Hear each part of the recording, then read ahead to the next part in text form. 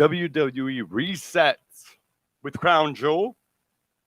SmackDown was actually good. What the hell's going on in the world of professional wrestling? Stay tuned, folks. Steve and I are going to be discussing horror gimmicks in professional wrestling. Plus, Steve has a question he wants to talk to y'all about tonight. Something he'd like to get through to everybody out there. We'll be right back with After Dark here on Pro Wrestling 247.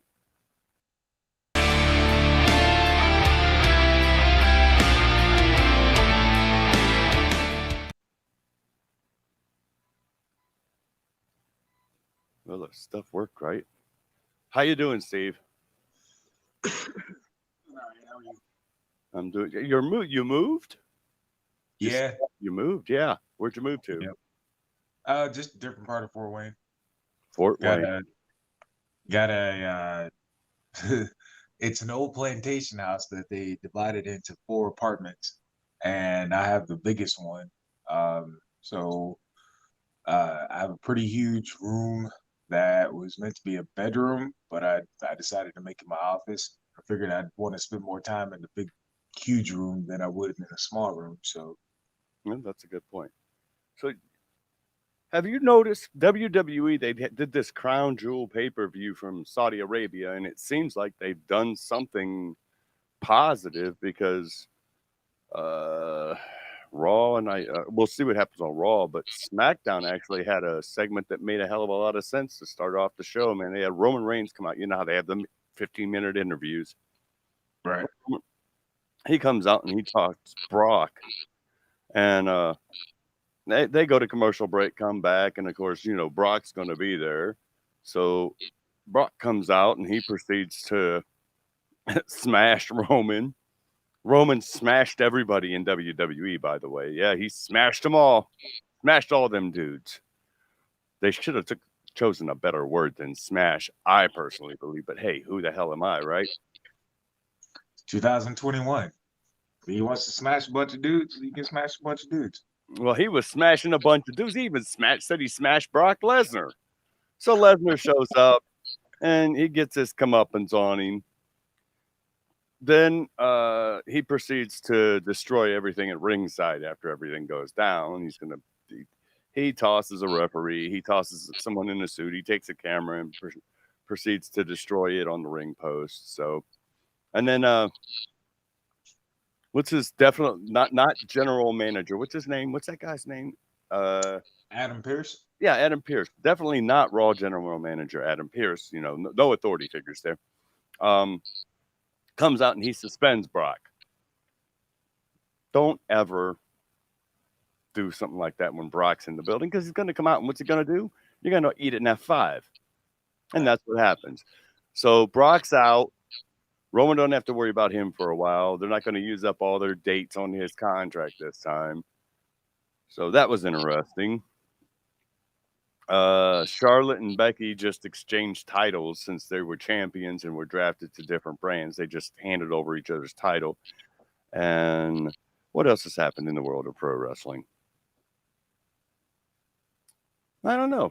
That's what I've seen. Crown Jewel was actually a decent event. They had pretty good matches from what I saw. I didn't like everything, but the Hell in a Cell, that's how you do Hell in a Cell. It was done excellently. I appreciate that. Kofi Kingston becoming a King of the Ring is definitely something that I'm looking forward to. Then we had Becky retained. Big E smashed Drew McIntyre. Okay. Roman Reigns retained with shenanigans, so it wasn't a clean victory. Good. But that's the world of WWE out there right now. There's a lot more going on in the world. We're getting ready for Halloween. And next Sunday, right here, we're going to keep you updated in the group and everything else. But next Sunday, we're going to be having our first annual Halloween death match. Now, let me explain what a Halloween death match is, everybody. It's a trivia contest. We have 3 contestants. One, you will get to join Steve Wilson, Nelson, Edward, Robert Doolittle the fifth, and a mystery guest. Don't know who it's going to be. As we have flown in talk show and game show host extraordinaire Jane Sustain, all the way from Land Lakes to host a trivia contest based around the world of pro wrestling. And no, we're not doing the Russell talk gimmick there. This is our own thing. We've been doing this for years. Okay, we've been doing this for years on PW247.net and on Pro Wrestling 247. So we didn't steal anyone's gimmick. They took ours. That's plain and simple. Anyway, and up for grabs, by the way, is a $50 Amazon gift card to spend any way they want. I suggest that Mr. Nelson Edward Robert Doolittle the fifth buy something to eat. If you should win, somewhat, some protein. I don't even think that's going to help him. So we haven't spoken in a couple of weeks because of life. Period. Things go on whenever things happen. You asked me a question. You had something that you wanted to ask the fans out there and discuss, and go ahead and give them that question. Okay. It has been to me anyway apparent that pro wrestling just doesn't look the same as it used to when I was a kid. The optics are a lot weaker than what they used to be. What I mean by that is that nowadays you see guys kicking out of finishes. You know, not just the own guy's finish, but also his other people's finish, or an opponent's finish, or nothing is sacred, nothing is protected anymore. You see a million super kicks when a super kick would take someone out. A DDT would take someone out, and now you see it right in the beginning of the match. To me, pro wrestling has turned a lot into video game wrestling, and I want us to get back to a place where a punch, which is a very real thing, looks like it is a very real thing. Flips are cool. The cool moves, they're cool. They have their place. They definitely do. But man, I can't help but agree with JR when you're watching these multi-man matches and everybody's outside of the ring, and all of a sudden they sell to a side of the ring, and they're waiting on this other guy to come and do a flip so that they can catch him. And it's so obvious that they're sitting there waiting to catch him. I wish wrestling would get back to a place where it was built for, or at least had the perception that it was made for tough people, and not everybody could be a pro wrestler. And when I say that, again, let me cover my tracks. Anybody could be a professional wrestler, but you had to go through some things. You had to survive some things in order to get to that point, to where you were considered a professional wrestler. It wasn't just somebody taking your money and showing you a few moves that made you such. So I guess that's kind of what I'm getting at. Hopefully, nobody's offended or stepping on anybody's toes. Well, see, I think that's called kayfabe. Yeah, it's the art of kayfabe is lost because not enough people care about keeping the secrets, backstage with the guys who have learned the trade. One of my pet peeves is when they go to do a move and they'll slap their leg. And it's blatant. It's like, why do that? If you cannot be subtle and make me, I mean, I know it was done in the past, but not to the extent it is now. Because every move, it's like that is something you save for that huge drop kick you deliver to finish your opponent off, Yes. or that is something that you save. I don't know. I understand what you're saying. It's the art of kayfabe is not what it should be. That's why, like AEW, I believe that they're holding on to kayfabe. I think they're trying to revive it to some extent. Like Tony Khan being seen with a list of matches for the pay-per-view before the pay-per-view happened. Folks, if you haven't got it through your head yet, Tony Khan is a master of kayfabe. He has managed to bring huge names to that company, and nobody suspected they were there because they kept it so tight under wraps. Okay, and this is recently. I mean, everyone expected Daniel Bryan to be there. Everyone thought CM Punk would show up. Adam Cole, Ruby Soho, a few names. But there's been other ones that have come in. Okay, that have come into the Brody Lee showing up there was a big event. Okay, and people suspected it, but they keep it under wraps. People need to realize that sometimes not knowing is better because the excitement that you feel when you see it for the first time, when it happens, you have that rush of like, yes, holy shit, that holy shit moment. And those are important in the world of professional wrestling because those are the moments that fans remember. Mm-hmm. And I don't know, what do you fans out there in La La Land think? Let me open up the old Facebook page here and see if anybody's paying attention and leaving us any comments there. I remember a day when we were considered magicians because you did not see the magic trick. You didn't Exactly. see the sleight of hand part that, now you see so much with the leg slapping. Hmm. And, I try to tell the young guys, like, listen, man, if you're not trying to hide that, what are we telling people? Why are they coming and watching us, try to kill ourselves basically to entertain them if you're just going to say, oh yeah, it's it's staged or it's not real anyway, and you definitely do that by making it blatant that you're slapping your leg, your leg's red, and typically it's done on a move that wouldn't even make that kind of noise. That's the bad part. That's true.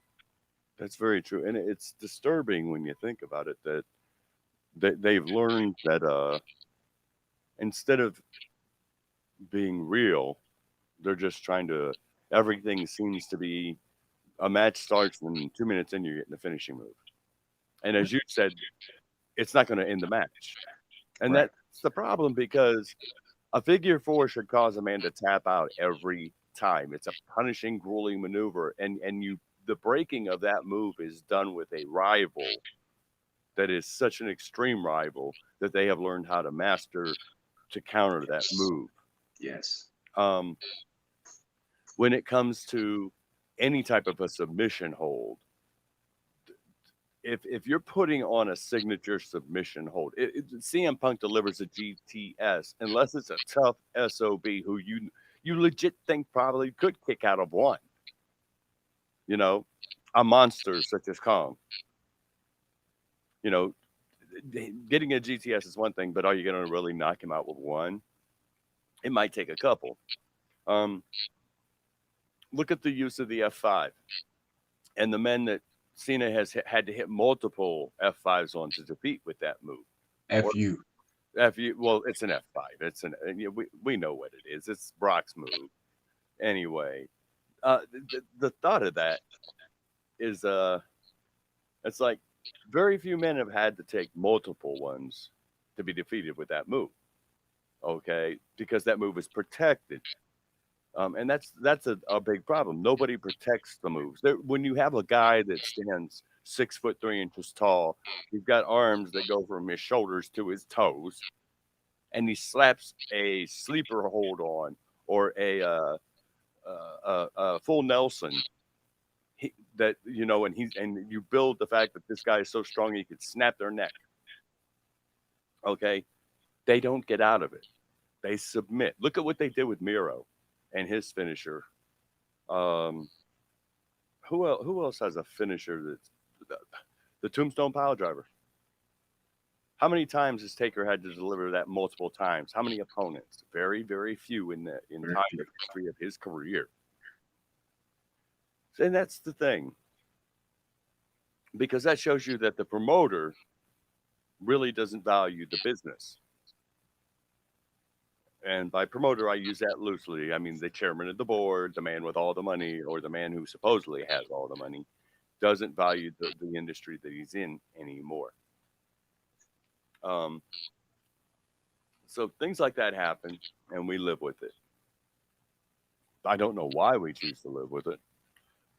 What one move do you think that they have failed to protect the most? The super kick. Yeah, Shawn Michaels. Yeah. If I'm that's a what is an old school karate kick, you know, and if you do a shuffle side kick to anyone, and catch them in the head, you're liable to knock them out because the leg is one of the strongest parts on the human body, period, no matter who you are, right? So you kick somebody in the jaw, they should be knocked out or damn near close to it, right? But no, we don't do that anymore. Now it's like 3 or 4 super kicks, and then we have to follow it up with something else where you drop them on their head and make that move look bad as well. You know, I look at I watched 2 guys one time on a show exchange. What's the flipping pile driver? Canadian P.D. Williams, Canadian Destroyers. On the floor, mind you, and both get back up. And I had to pull them aside. Hey guys, what are we telling the fans? What are we telling the fans? Because one guy was damn near 300 pounds, the other guy was not so much. I said, first of all, you shouldn't be flipping his big butt over. You know what I'm saying? And then on top of that, if he's flipping you over and he's power driving you, why is your neck not broke? Right. Why are you getting up right after? Why are you kicking out? Why are you moving? Period. You should probably be dead. Yeah, your spinal cord should be snapped. That's what we fail to tell the fans these days. You know, everybody wants everything to look good, but it just looks like video game wrestling where there's no psychology, no anything. Everybody's got finishers stored up, you know, and they can press the triangle or LB button or whatever, and up, down. Man, here's a finisher.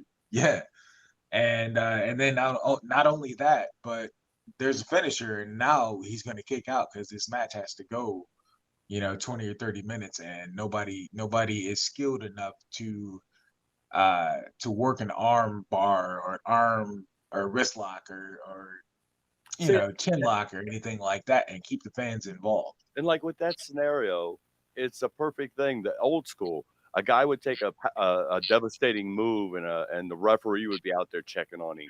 Then the ref would go in the ring and start the count. Then the ref might go back out because the guy hasn't moved on it by a count of 7 or something, or his opponent has slipped under the ropes, and the ref gets out there to get in between, and they see he hasn't moved, and all of a sudden a doctor will come over from ringside, maybe smelling salts to wake him up, make sure he's okay. You talk to him for a minute or two. You stretch the match out by putting that drama of possible serious injury there. Then you have that man get back in the ring with his comeback. But the whole time, anytime you're getting a move that's the upper body or his neck, he's going to be selling his neck as, oh, you know, it's horrible, it hurts, but he's got to fight through this. That when they hit you with the chop, you're over, you're grabbing your neck, you know, that hurts because it's jarred your head backwards, so you're hurting. So now you go from here to here holding your neck. You're selling your neck. But somehow you persevere and you make it through. And as long as your finisher doesn't require you to damage your neck in any way, you can come out on top as the winner that night. Right. Because that's what, especially if you're the baby face, you know, especially coming back from Ric Flair got pile drive by, took a pile driver on the table in Nashville, Tennessee. Terry Funk did it, and it built to one of the best best wrestling angles in a long time in WCW. People wanted Flair to come back and beat Terry Funk's ass because at that point Flair had become a legend. The same thing has happened with look at Sting. Sting legit broke his neck in the ring. We know that happened. WWE wouldn't let him go back in the ring or anything.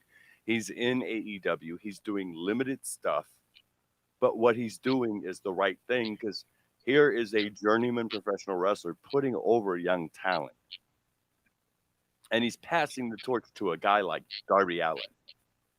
And eventually, we are going to see Darby Allin turn on Sting, or Sting. Something's going to happen where Sting and Darby Allin face off. The student has to beat the teacher. That's the way it works. He takes the torch from Sting. That's how it should be. One thing, I mentioned The Undertaker and the Tombstone Dude, which brings me to something that I want to get into with Steve, because Steve has a gimmick that falls in this category, and that is horror, monster, satanic gimmicks that fit Halloween. The month of October that we're in, we're a week away. 1 week away now from the Day of the Dead, the Halloween, Samhain, All Hallows Day, or Hallows Eve, whatever the hell it is. It's Halloween, where we celebrate monsters and creepy characters. So tonight, we're going to celebrate a few of the legendary and not so legendary creepy characters in pro wrestling. Now, I have this list here. See, I got a list all nice and typed and printed up here. And I asked Steve to come up with some. I'm going to read some off. And first off, let's go through the list and agree or disagree. And then we'll talk about a few of the ones and find out why. Got my pen. Agree or disagree. These are scary characters. Papa Shango. Yes. Abdullah the Butcher. Oh, hell yeah. The Taskmaster Kevin Sullivan. Yes. Luna Vachon. Yeah. The Yeti. Maybe not so much. Prince Karras. There's a throwback. If anybody can remember what Prince Karras was, a mummy in the old, I think it was Smoky Mountain Wrestling. Okay. So I'm not sure if that was such a thing, but that's one of the old school ones. One of the best of the lot today, Danhausen. Okay. Yep. Oh yeah, I love that Danhausen. Love that Danhausen. The legend, the phenom, the top rope walker himself, the Undertaker. Absolutely. And not to be left out, the man Taker is responsible for burning beyond all recognition. His brother, it's Kane. Yes. Now here's a throwback, dude. ECW. Remember they had a zombie in ECW? Did they? Yeah, the ECW zombie. Yep. Were we talking about the original ECW or WWE CW? Original WWE blow a gimmick like that in a heartbeat. They have him come out and eat somebody's brain and just disgust everybody and be done with it. So, Waylon Mercy. Oh yeah, from back in the day. that guy was. Yeah, Damian Priest. Yeah. Yeah, I see that. Mil Yeah. Muertes. Okay. Yep. Yeah. Actually, I love Ricky Banderas is awesome. Sorry. Mil Muertes, Ricky Banderas, folks. Mariposa from Lucha Underground. Abyss. Someone you know. Father James Mitchell. Absolutely. The best. Vampiro. I actually loved Vampiro's work. I thought he was very good. I miss Vampiro. I do. I Yeah, think Vampiro was one hell of a pro wrestler. yeah, you'd have to go to Mexico or catch him in a JCW ring these days. Yeah, yeah. Uh, Matanza, he was the brother of Dario Cueto in Lucha Underground. He was the beast that That was tearing people apart. that's Jeff Cobb. Yeah. Yep. Gangrel, very bad throwback, Yes. big time throwback. Kevin Thorne, or Mordecai as he was known, uh, the Boogeyman. Oh yeah. Oh yeah. I love Boogie. Now, here's one that a lot of people I don't think would put in this category, but I do. Doink the Clown. Yeah, he was an evil clown. Absolutely. Yeah, he was one creepy SOB. Yeah. Uh, then today, at the top of the heap with the retirement of The Undertaker, at the top of the heap as far as scary, spooky, or bizarre gimmicks would go, I put the Fiend Bray Wyatt. Yes. He is so good at that. And WWE screwed the pooch with that one because he could have replaced the Undertaker. Yep. There would have been money in a match culminating at Mania. Wyatt versus Taker. If Taker loses, he's done forever. Mhm. You know, a casket match or something, and then have Wyatt take the casket out to the swamp and throw it in so Taker can never come back. Even Pre-Fiend Wyatt is a great Halloween character. It's really kind of a New Day Waylon Mercy, actually. Mm-hmm. But much better. Mm-hmm. We have probably one of the greatest of all time and very good at what he did, Mankind. Yes. And I would throw Cactus Jack in there too. Mm-hmm. I would throw Terry Funk in there. Terry Funk was he had what, Chainsaw Charlie? Was that his Yeah. the Yep. the one where he walked? Yeah, that was pretty creepy. One kudos to Impact, Sue Young. Oh yeah. Yep. Rosemary. Yeah, big time Rosemary. And you know what? Rosemary is one of the most underrated women in wrestling. Yes. She is so good at it and knows her craft so well. She came here. Here's one that came over from Japan into AEW. Abaddon. Mhm. Abaddon. The Demon, Finn Balor. Yes. Mm-hmm.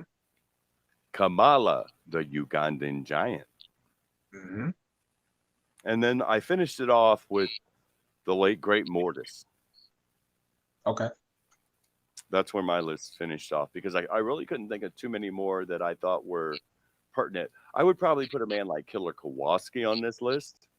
Okay. He was pretty terrifying during his day, and he was one of the few people that actually feuded with Andre for a long time, and they traded victories back and forth. Kowalski and Andre faced each other off.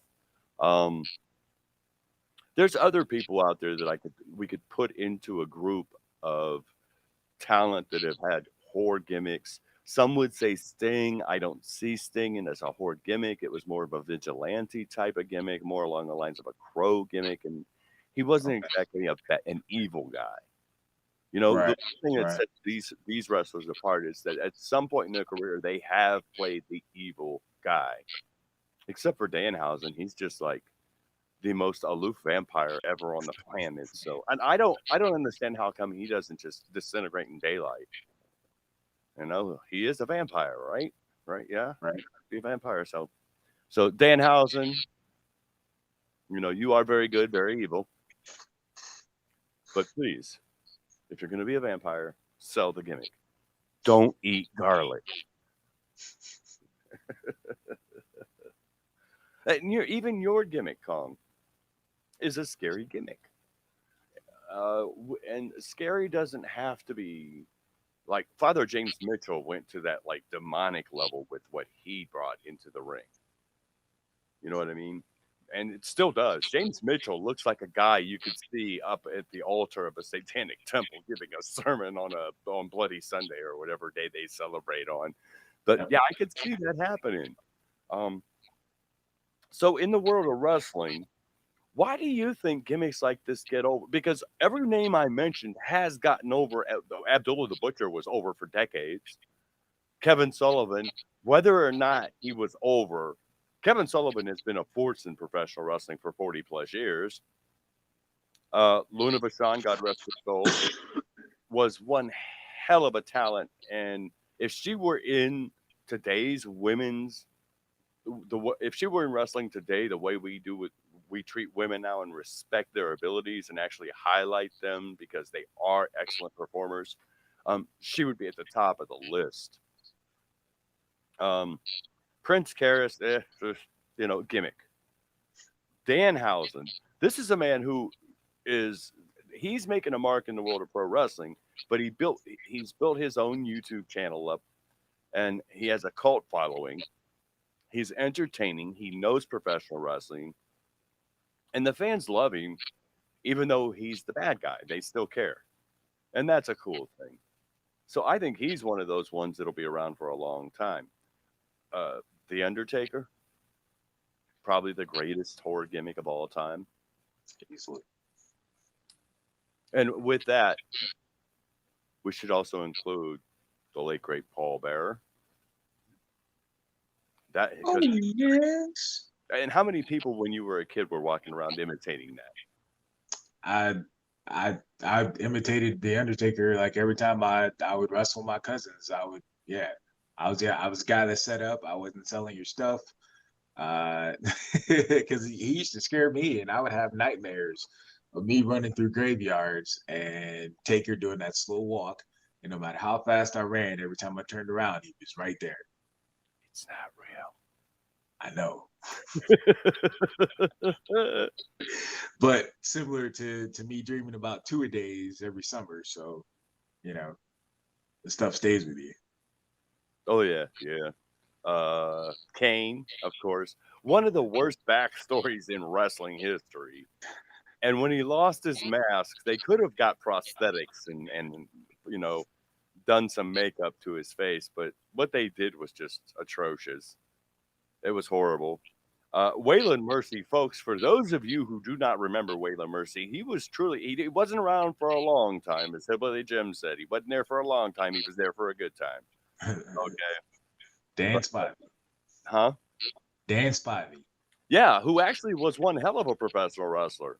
Yes. Was it Danny Spivey and a guy by the name of Mark Callis? Weren't they known as the Skyscrapers? Skyscrapers, as well as Sid Vicious.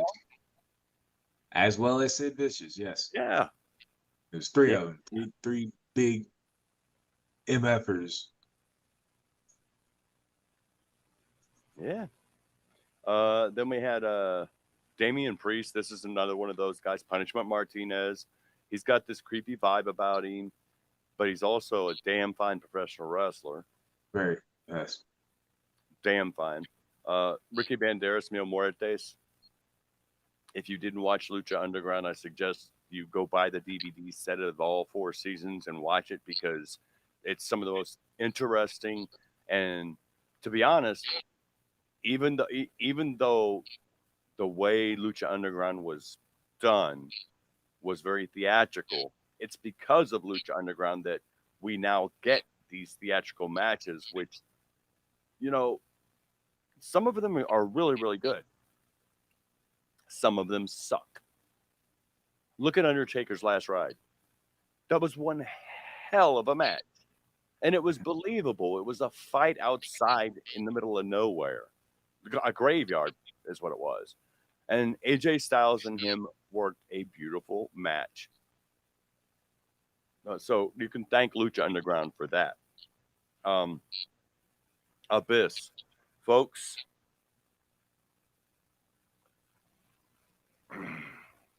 I cannot say enough about Abyss. You can think what you want of this man, but this man brought a style of wrestling to TNA/Impact Wrestling that mainstream wrestling wasn't touching. He was pulling in deathmatch gimmicks such as the thumbtacks and the barbed wire and everything else in a time when that stuff was really, really rare in wrestling. And that's why when Abyss showed up with Father James Mitchell, it was a big deal. He was going to hurt somebody. Okay. I've already went on about Father James Mitchell and how great he is at what he does. He's probably truly one of the most underrated managers in wrestling history and one of the best because he knows how to get his talent across. He knows how to sell a match. He knows how to make me want to see his guy just get pummeled by his opponent. Yep. You've got we had a few vampire gimmicks. Gangrel's one of them, but Gangrel isn't the best vampire gimmick out there ever. That we hold for the legend known as Vampiro because he truly brought his gimmick to the ring with him. He was Vampiro. What you see of Vampiro in WCW is not the Vampiro that came out of Mexico. It was a very dark gimmick. Because in Mexico, they appreciate the dark gimmick. They appreciate the supernatural gimmicks and things of that nature. Kevin Thorne, there we go, another vampire gimmick, Mordecai. Mhm. And I did not mention, and I should have, Mr. Aleister Black. Tommy Oh, End. yeah. So, Oh, yeah. yeah. The Boogeyman, if you were a kid when the Boogeyman came out, you were terrified of him. And folks, what we see today from the Boogeyman, he's become a sideshow act, if you will. But in honesty, he was spooky. He was scary. He came up from under the ring. He did things. No, it wasn't natural to stick your hand in a bucket of worms and then pop them in your mouth. That just wasn't proper. And it's a gross out. It's like, oh my God, he's gonna eat him. Vince McMahon, he's gonna eat him. He's gonna eat him. And they're live worms, real worms. Yeah. I know from experience. Yep. Now they're probably culinary worms. They're raised to be consumed by human beings because people do eat worms.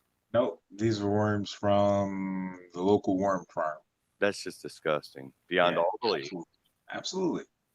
Trust me, I didn't stay long. They started coming down, and I smelled them, and I was like, I gotta go.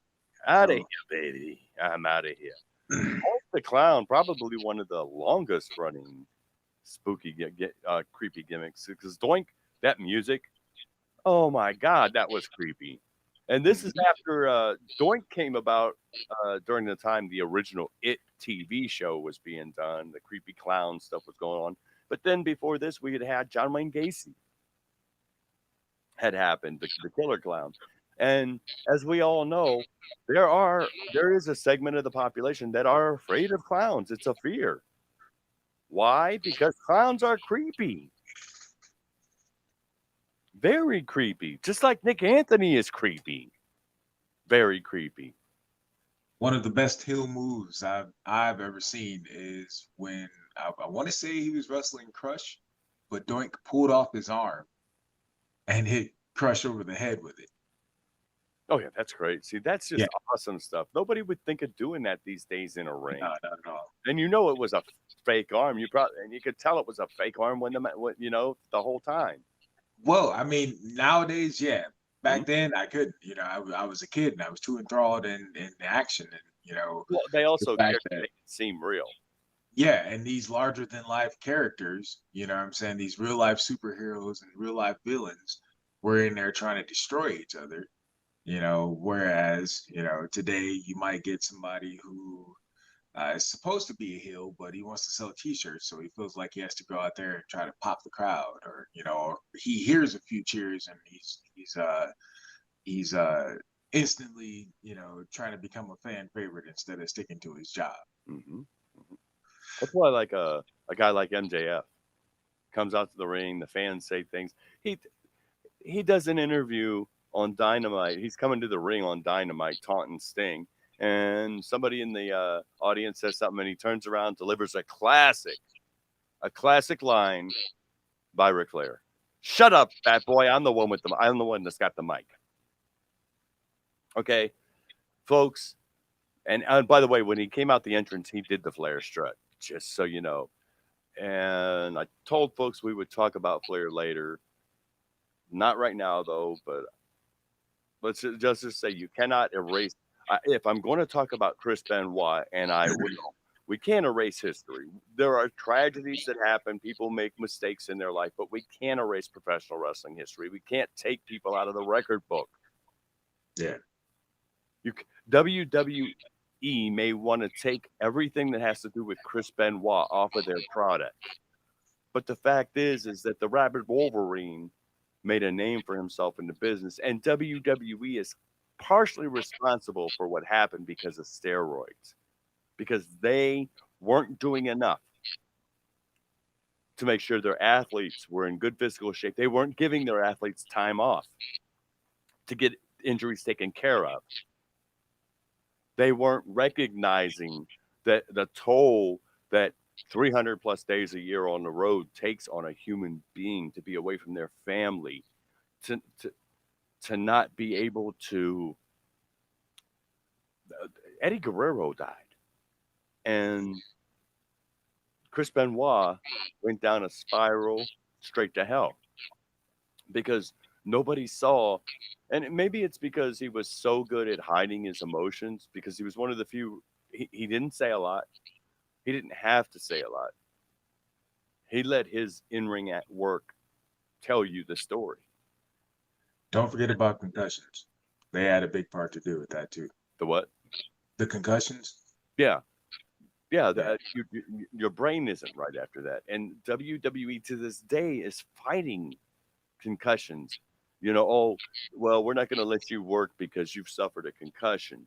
But what about back then? Why didn't you, before Benoit happened, have something in place, knowing these men and women are taking super kicks to the head and being punched in the skull, being believe me, if you get hit with a clothesline and hit the mat, you're going to feel that. Your head's going to, not everybody knows how to tuck their chin to take that move properly. Their head. How many times do you see a guy take a move like that and he's inexperienced and his head bounces off the mat?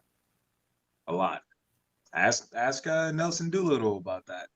When he first started, I had him wait a good year and a half before we really got into the bumping aspects, because every time we did it, his head would hit the mat and he'd end up concussed. And I was just like, I can't, in good conscience, let you keep going until we figure out what we can do to keep you safe. Right. So, and people have never thought about that. So, that's what happened with the Rabid Wolverine. We have Mortis, and folks, Mortis had one of the best gimmicks ever. Call him what you want, Chris Canyon, Mortis, whatever you want to call him. Call him one of the best that had worked. He was definitely talented, and I think he was one of those talents that in that era were overlooked for bigger guys, guys that probably weren't. So he was tormented. He was tormented internally because of his sexual orientation, and being a pro wrestler, that's not something he wanted to get out there. How would they treat him in the locker room? So he lived his life in a closet, and that hurt him. And a lot of times things like that do wear on people's mind. Look at a man like Mankind and what he achieved in his career. Jesus Christ, he made boiler rooms terrifying. Mankind didn't do interviews in the ring. He did interviews from the bowels of the arena.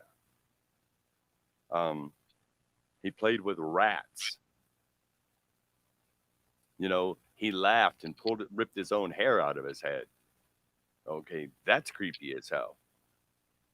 I'm saving the best for last, by the way, and you'll find out my view of what the best is. The Demon Finn Balor.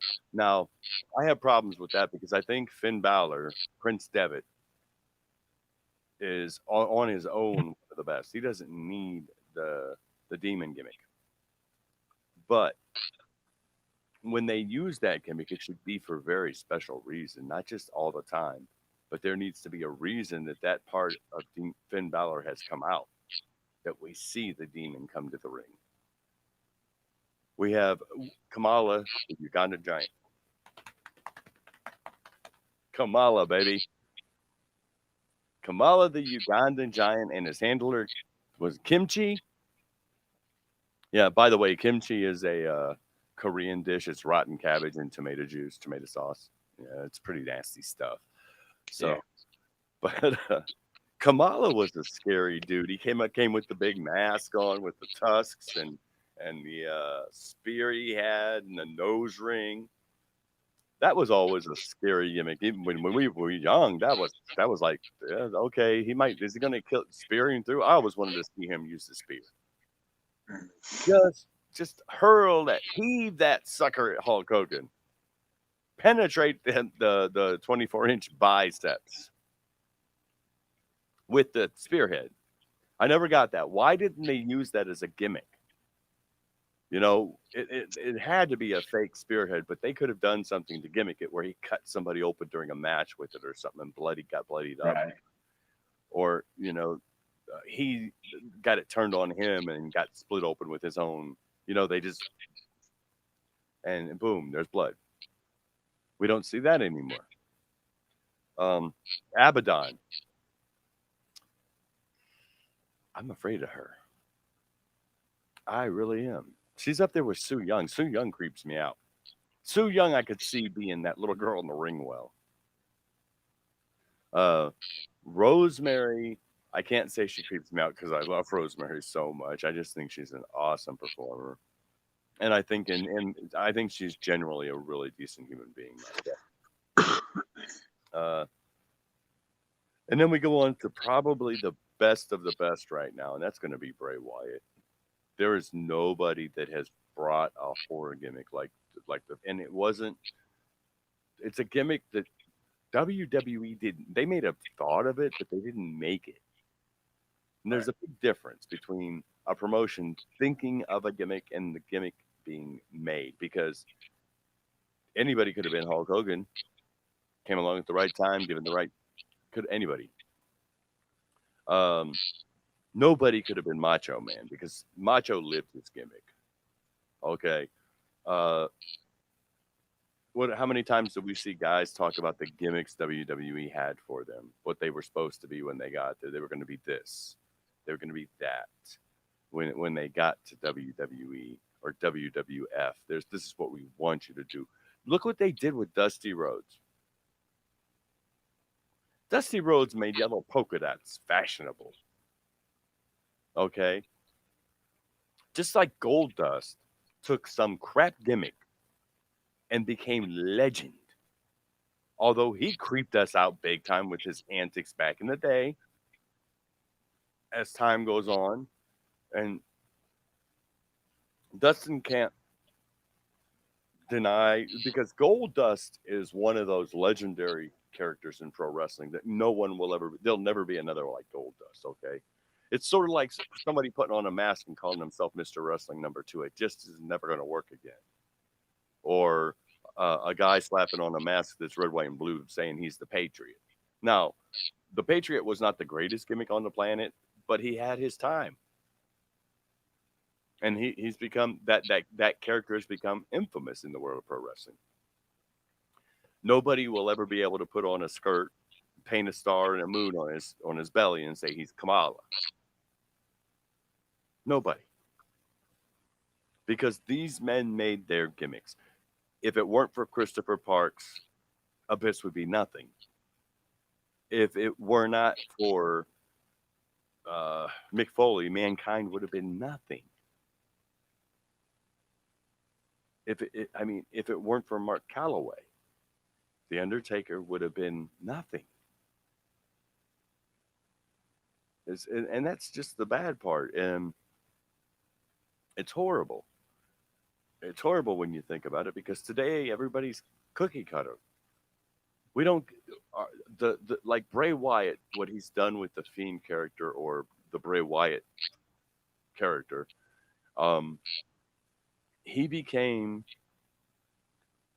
not a tweener, not a good guy or a bad guy. He became Bray Wyatt. How many, and I said this, I told Nick this, and I'm going to say this.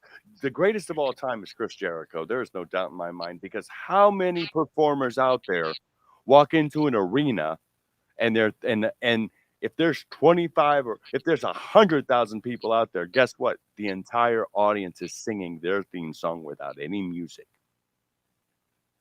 Why? Because Chris Jericho has earned, he was one of those guys back in the day that nobody paid no attention to. Then Y2J happened. And Jericho became Chris Jericho. Jericho holds the claim of being the first unified champion in WWE when they merged the belts. He was the guy they picked. Chris Jericho has had feuds with John Cena, The Rock, Mankind, The Undertaker, name it. He's feuded with them. Okay. He also has one of the greatest lists in the history of wrestling. And he is a man of 1,000 holds, most of them a variation on an armbar. But he is a man of 1,000 holds. Him and Dean Malenko have that in common. You remember the list, don't you? The real list. Not the list from WWE, but the real list. Everybody remembers the list. And Jericho has more than half a brain. More than half a brain. He is smarter than Sid Vicious, Sid Justice. He has more than half a brain. I'm sure he can do math better than Scott Steiner. Maybe not as entertaining, but probably get the numbers right. Folks, and this all goes to show, like Steve said, how nobody respects the finisher. Nobody respects the gimmick. You got to sell for your opponent.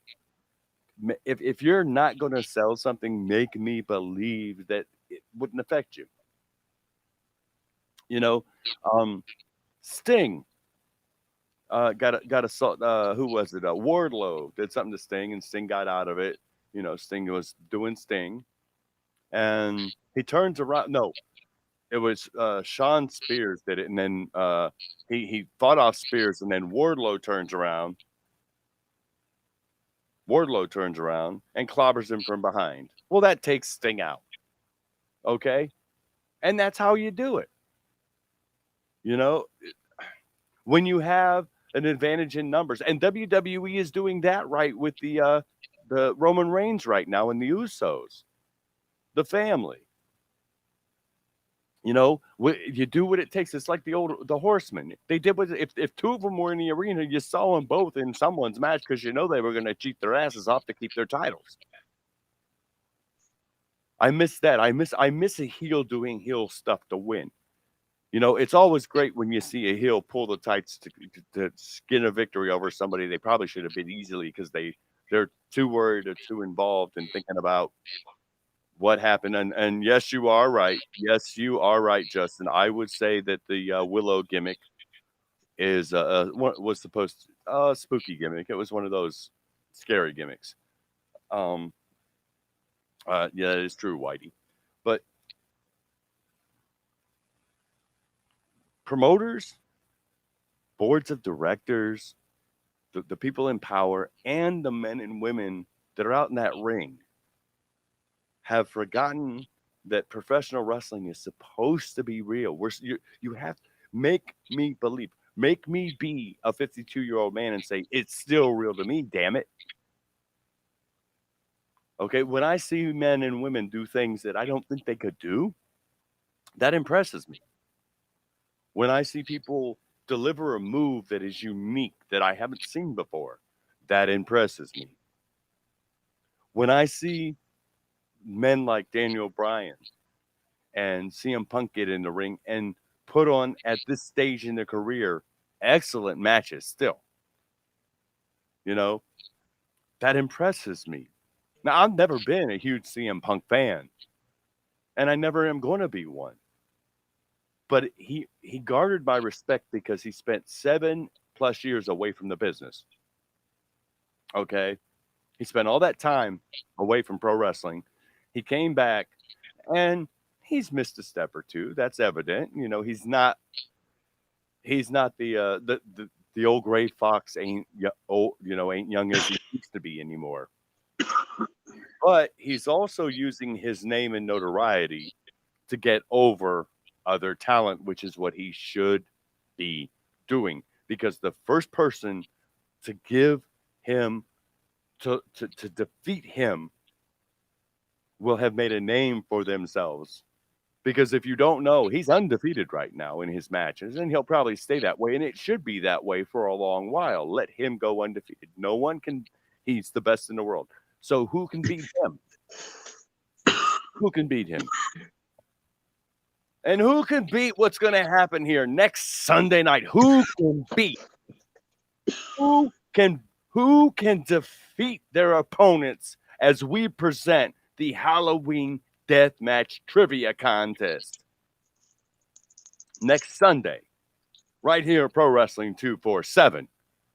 As I said, and I mean this, there is a $50 prize up. Hey, Whitey, what you doing next week? Get your internet together and join us and see if you can't win a $50 Amazon gift card from Pro Wrestling 247 as we present our first annual Halloween Deathmatch Trivia Contest with Steve Wilson, Nelson, Edward, Robert, Doolittle, the Fifth, or String Bean, as he's going to be known from now on. Join us and pay attention to the group, because Wednesday I'm going to make an announcement as to the time. I think we're going to go on early so everyone can celebrate, watch us and join us, enjoy the trivia contest. I think maybe we'll be around 10 o'clock or something. We're working on that to see what time we're going to go live, because I got to get Jane Sustain. You know, Jane Sustain is so busy. I got to get Jane's schedule, and I'm waiting to hear back from Jane on the schedule there. And like I said, Jane lives in Land O'Lakes, not Florida. But so, yeah, Jane Sustain will be here next week. I will be here because Jane's the quiz master, but I'm the evil madman behind all the questions they're going to be answering. And like I said, the winner walks away with a $50 Amazon gift card. Other than that, I hate Nick Anthony. You should too. When you tweet, hashtag, I hate Nick Anthony, do it. Do you know why you do it? Because why not? Just why not? Join us on Facebook, YouTube, and Twitter. And for those of you who've been to the website, we are getting ready to make some major changes over there. Nick and I have been talking about a few things, and you're going to see a lot more video content over there, and maybe some more podcasts coming in. If I can reach out to some people that I've been thinking about talking to and seeing if they'd like a platform for their product and to come on board and help grow Pro Wrestling 24/7. In the meantime, Steve, what are you doing here next weekend? What are you doing for Halloween? I know you're going out to Vegas. No, that was supposed to be on the 16th. But yeah, something happened that fell through. But this week I have a Tuesday show in Dayton, a Halloween theme, so they called Kong. I can't complain. I said, yeah, I'm on my way. It's for XDW, I believe. I'm not sure. Dayton, Ohio. I'm wrestling Ron Mathis, so I'm looking forward to that. Quite the young talent, yeah, it should be a fun one. And then this weekend, Saturday morning, I am renewing someone's vows. Be first time for that. Looking forward to that as well. And then Saturday night, I will be at the very first bar wrestling show in the Detroit area. All this stuff you can probably find on my Facebook. I try to share it all and, keep everybody abreast of where I'll be and what I'll be doing. So, all right, so do that, and I'm sure you're going to see String Bean somewhere down the road. If not, yeah, here. I can't get rid of him. I spent the whole day with him yesterday. God, I can't wait to everybody to meet Jane Sustain. In real life, Jane Sustain, yeah, I cannot tell you. Jane Sustain is like the greatest quizmaster ever. Ever. Ever? Forever? He makes Monty Hall look like a chump. Bob Barker is a jobber compared to Jane Sustain. Okay? Drew Carey ain't got nothing on Jane. Who's the guy that hosted Who Wants to Be a Millionaire? That's right. It wasn't Jane Sustain, so nobody knows. Nobody knows. Anyhow, we'll see you right here next week. Pro Wrestling 247.